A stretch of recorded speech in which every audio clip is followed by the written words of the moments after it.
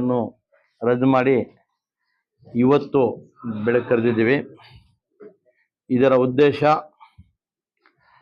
ಮೈಸೂರು ದಸರಾ 2024 ಏನು 3ನೇ ತಾರೀಕು ಪ್ರಾರಂಭ ಆಗ್ತಾ ಇದೆಯೋ ಅದರ ಅಂಗವಾಗಿ ಮೈಸೂರು ವಸ್ತು ಪ್ರದರ್ಶನ 2024 ಆ ವಿಚಾರವಾಗಿ ಇವತ್ತು ತಮ್ಮೆಲ್ಲರನ್ನ ಆಹ್ವಾನಿಸಿ ಪತ್ರಿಕಾಗೋಷ್ಠಿಯನ್ನು ಮಾಡ್ತಾ ಇದ್ದೀವಿ.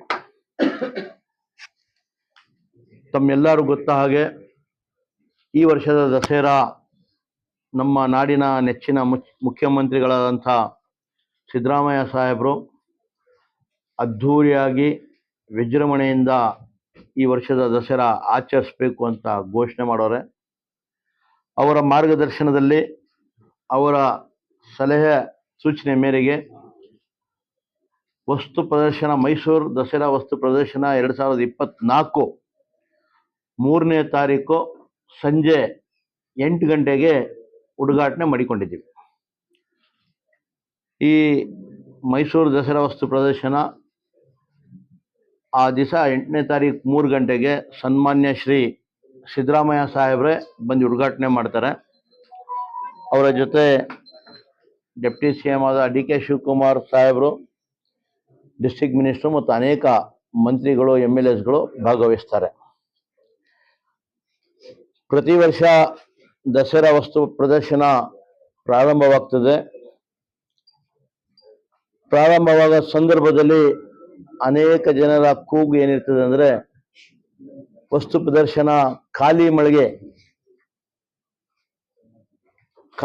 ಇಟ್ಕೊಂಡು ಉದ್ಘಾಟನೆಗಳು ಮಾಡೋರೆ ಅಂತ ಹೇಳಿ ಟೀಕೆ ಟಿಪ್ಪಣಿಗೆ ಗುರಿ ಆಗ್ತಾ ಇತ್ತು.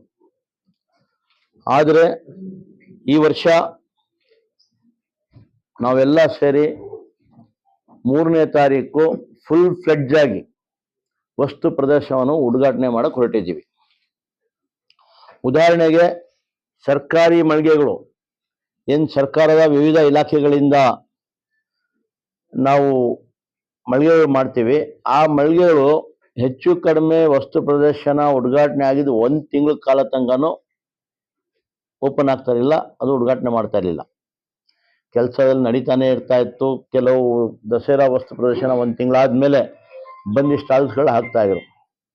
ಆದರೆ ಇವತ್ತು ಸನ್ಮಾನ್ಯ ಶ್ರೀ ಸಿದ್ದರಾಮಯ್ಯ ಅವರ ಸೂಚನೆ ಮೇರೆಗೆ ಖುದ್ದು ನಮ್ಮ ರಾಜ್ಯದ ಚೀಫ್ ಸೆಕ್ರೆಟರಿ ಅವರು ಉಸ್ತುವಾರಿಯಲ್ಲಿ ಈ ಎಲ್ಲ ಗೌರ್ಮೆಂಟ್ ಸ್ಟಾಲ್ಸ್ಗಳು ಅದೇ ದಿವಸ ಇನಾಗ್ರೇಷನ್ ಆಗಬೇಕು ಅಂತ ಹೇಳಿ ಪ್ರಯತ್ನ ಒಂದು 8-10 ದಿವಸದಿಂದ ನಡೀತು. ಆ ಪ್ರಯತ್ನ ಸಫಲವಾಗಿದೆ. ಆದ ಕಾರಣ ವಸ್ತು ಪ್ರದರ್ಶನದಲ್ಲಿ ಈ ಬಾರಿ ಸರ್ಕಾರದ ಎಲ್ಲ ಇಲಾಖೆಯ 33 ಮಳಿಗೆಗಳು ಬರ್ತಾ ಇವೆ. ಸಂಪೂರ್ಣವಾಗಿ 33ರಲ್ಲಿ ಹೆಚ್ಚು ಕಡಿಮೆ 30 ಮಳಿಗೆ ಅದೇ ದಿವಸ ಉದ್ಘಾಟನೆ ಆಗಲಿವೆ. ಅದರ ಪ್ರಕಾರ ಖಾಸಗಿ ಮಳಿಗೆಗಳೇನಿದೆಯೋ, ಖಾಸಗಿ ಮಳಿಗೆಗಳು ನಮ್ಮ ಅಮ್ಯೂಸ್ಮೆಂಟ್ ಪಾರ್ಕು ಅದೆಲ್ಲ ಅದೇ ದಿವಸ ಉದ್ಘಾಟನೆಗಳು ಕೂಡ ಆಗ್ತದೆ. ಈ ವರ್ಷ ವಸ್ತು ಪ್ರದರ್ಶನದಲ್ಲಿ ವಿಶೇಷತೆ ಮತ್ತೆ ಅನೇಕ ಕಾರ್ಯಕ್ರಮಗಳು ನಾವು ಇಟ್ಕೊಂಡಿದ್ದೀವಿ.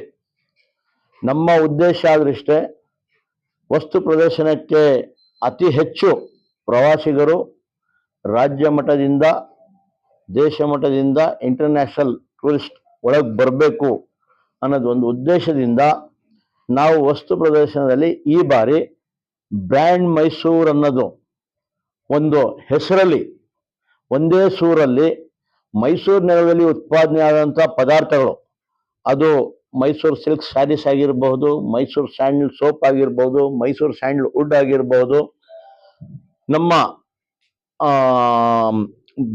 ಚನ್ನಪಟ್ಟಣ ಟಾಯ್ಸ್ ಆಗಿರ್ಬೋದು, ಮೈಸೂರು ಪಾಕ್ ಆಗಿರ್ಬೋದು, ಇದೇ ರೀತಿಯಲ್ಲಿ ಇನ್ಲೇ ವರ್ಕ್ಸು, ಮೈಸೂರು ಪೇಂಟಿಂಗ್ಸು, ಮೈಸೂರು ನಗರದ ಅರಮನೆಗಳು.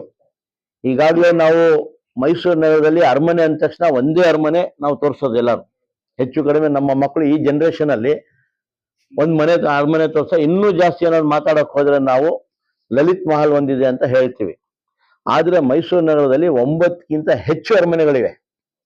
ಇದು ಅರಮನೆಗಳ ನಗರಿ. ಇದು Mysuru is A city of palaces. ನಾವು ಸಿಟಿ ಆಫ್ ಪ್ಯಾಲೇಸ್ ಅಂತೀವಿ ನಾವು. ಅಂತ ನಮ್ಮ ನಗರದಲ್ಲಿ ಎಷ್ಟು ಪ್ಯಾಲೇಸಸ್ಗಳಿದೆ ಅಂತ ಬಿಂಬಿಸಕ್ಕೆ ಈ ಒಂದೇ ಸೂರಲ್ಲಿ ಬ್ರ್ಯಾಂಡ್ ಮೈಸೂರು ಅಂತ ಹೇಳಿ ಅನೇಕ ಮಳಿಗೆಗಳ ಒಳಗೆ ಹಾಕಿ ಇನ್ಫಾರ್ಮೇಶನ್ಸ್ಗಳು ಕೊಡ್ತಾ ಇದೀವಿ. ಅಲ್ಲಿ ಸೇಲ್ಸ್ ಮಾಡುವ ಜೊತೆಯಲ್ಲಿ ಪ್ರೊಡಕ್ಷನ್ ಯಾವ ರೀತಿ ಮಾಡ್ತೀವಿ ಅದು ಕೂಡ ತೋರ್ಸಕ್ಕೆ ಒಂದು ವ್ಯವಸ್ಥೆ ಮಾಡ್ಕೊಂಡಿದ್ವಿ. ಉದಾಹರಣೆಗೆ ಮೈಸೂರು ಸಿಲ್ಕ್ ಸ್ಯಾರೀಸ್ ಅಂದ ತಕ್ಷಣ ಕೇವಲ ಸಿಲ್ಕ್ ಸ್ಯಾರೀಸ್ ಶೋರೂಮ್ ಇಟ್ಬಿಟ್ಟು ಸ್ಯಾರೀಸ್ಗಳು ಮಾರಾಟ ಮಾಡಲ್ಲ. ಆದ್ರೆ ಸ್ಯಾರೀಸ್ ಯಾವ ರೀತಿ ಮಾಡ್ತೀವಿ, ಯಾವ ಪದಾರ್ಥದಿಂದ ಸಿಲ್ಕ್ ಬರ್ತದೆ ಅದೆಲ್ಲ ಒಂದು ಮಿಷಿನ್ಸ್ ಏನ್ ಕೈಮಗ್ಗ ಮಿಷಿನ್ಸ್ ಇದೆ ಅಲ್ಲೇ ಸ್ಥಾಪನೆ ಮಾಡಿ ತೋರಿಸ್ತಾರೆ. ಚನ್ನಪಟ್ಟಣ ಟೈಲ್ಸ್ ಅವರು ಬಂದಿರೋರು ಅಲ್ಲೇ ಕೂತ್ಕೊಂಡು ಚನ್ನಪಟ್ಟಣ ಟೈಲ್ಸ್ ಮಾಡಿ ಮಾರಾಟ ಮಾಡ್ತಾರೆ. ಸ್ಯಾಂಡ್ಲುಡ್ ಇದೆಯೋ ಏನಿದೆಯೋ ಅದು ಡಿಸ್ಪ್ಲೇ ಮಾಡಿ ಮೈಸೂರು ನಗರದಲ್ಲಿ ಮೈಸೂರು ಜಂಗಲ್ಗಳಲ್ಲಿ ಎಷ್ಟು ಸ್ಯಾಂಡ್ಲುಡ್ ಇದೆಯೋ ಎಷ್ಟು ವೆರೈಟಿ ಇದೆಯೋ ಅಷ್ಟು ವೆರೈಟಿ ಫಾರೆಸ್ಟ್ ಡಿಪಾರ್ಟ್ಮೆಂಟ್ ಅವರು ಪ್ರದರ್ಶನ ಮಾಡಿ ಸ್ಯಾಂಡ್ಲುಡ್ ಕೂಡ ಆ ದಿವಸ ಸೇಲು ಮಾಡ್ತಾರೆ. ಸ್ಯಾಂಡ್ಲುಡ್ ಪೀಸಸ್ಗಳು ಏನಿದೆಯೋ ಸೇಲಿಂಗ್ ಇದೆ. ಮೈಸೂರು ಸ್ಯಾಂಡಲ್ ಸೋಪ್ ವತಿಯಿಂದ ಈಗ ತನಕ ಮೈಸೂರು ಸ್ಯಾಂಡಲ್ ಸೋಪ್ಗಳು ಮಾರಾಟ ಆಗ್ತಾ ಇತ್ತು. ಮೈಸೂರು ಸ್ಯಾಂಡಲ್ ಆಯಿಲ್ ಕೂಡ ಈ ಸೂರಲ್ಲಿ ಸೇಲ್ ಮಾಡಿಕೊಂಡಿದ್ದೀವಿ. ಈ ರೀತಿ ಅನೇಕ ಸ್ಟಾಲ್ಸ್ಗಳು ನಾವು ಮಾಡ್ಕೊಂಡು ಆಚೆದು ಫೇಶಿಯಾ ನಾವು ಒಳಗೆ ಎಂಟ್ರಿ ಏನಿದೆಯೋ ಮೈಸೂರು ವುಡನ್ ಪ್ಯಾಲೇಸ್, ಹಳೆ ಮೈಸೂರು ನಗರದ ವುಡನ್ ಪ್ಯಾಲೇಸ್ ಏನಿದ್ದು ಆ ರೂಪವನ್ನು ಕೊಟ್ಟು ಅದಕ್ಕೆ ಬ್ರ್ಯಾಂಡ್ ಮೈಸೂರು ಅಂತ ಮಾಡಿದ್ವಿ. ಇದು ನಮ್ಮ ವಸ್ತು ಪ್ರದರ್ಶನದ ಈ ವರ್ಷದ